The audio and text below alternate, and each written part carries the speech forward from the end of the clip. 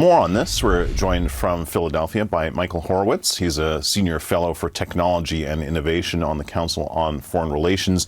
He's also a former U.S. Deputy Assistant Secretary of Defense for Force Development and Emerging Capabilities.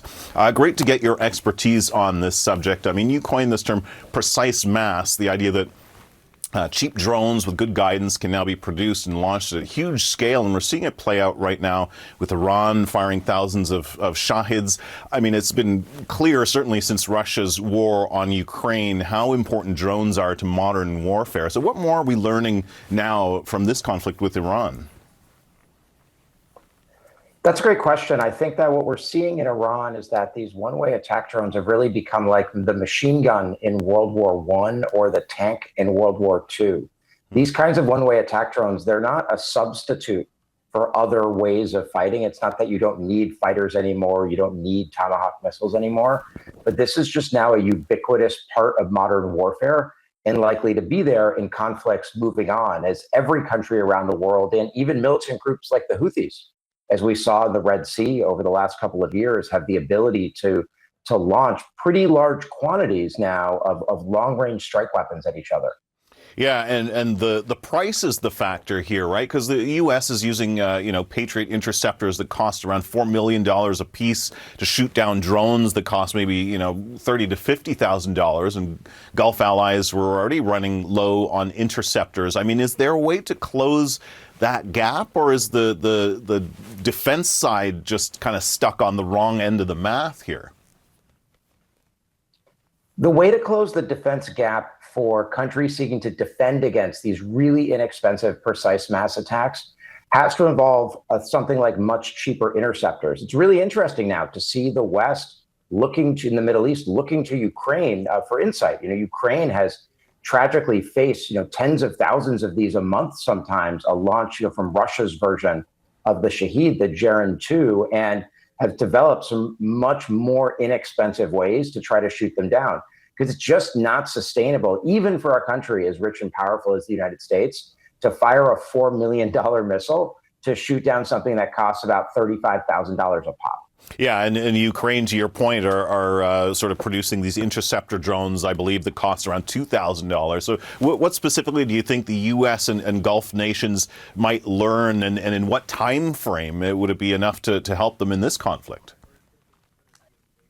So the U.S. had already been experimenting with some of these much cheaper Ukrainian interceptors, as you said, that cost about $2,000 each. And there's some American defense companies that have been experimenting with other much cheaper options. The idea is to have these interceptors that are much less expensive. And so some of those have now been reportedly shipped to the Middle East to try to bolster U.S. defenses. But the issue is that even if money wasn't an option in the short term, the U.S. defense industry can reportedly produce only about 600 Patriot missiles a year.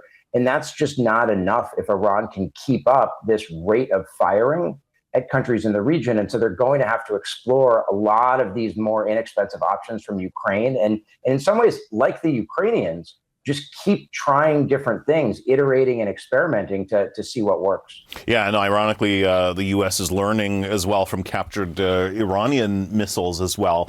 So turning to Iran, I mean, there's reporting that Russia's providing Iran with targeting intelligence on U.S. forces, while at the same time, as we mentioned, Iran supplied Russia with the Shahid drones that Moscow's been using in Ukraine. I mean, how significant is that two-way relationship between Moscow and Tehran?